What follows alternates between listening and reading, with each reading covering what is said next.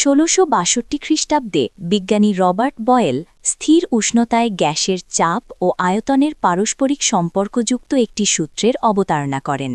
বয়েলের সূত্র: স্থির উষ্ণতায় নির্দিষ্ট ভরের যে কোনো গ্যাসের আয়তন ওই গ্যাসের চাপের সঙ্গে ব্যস্তানুপাতে পরিবর্তিত হয়।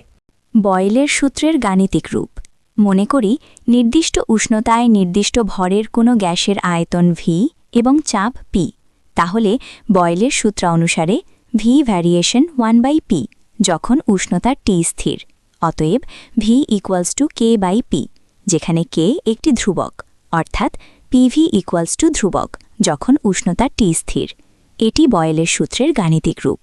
এখন যদি উষ্ণতায় নির্দিষ্ট ভরের কোনো গ্যাসের P1 চাপে আয়তন V1 এবং P2 চাপে আয়তন V2 হয়, তবে বয়েলের সূত্র অনুসারে P1V1 = P2V2 = K হয়।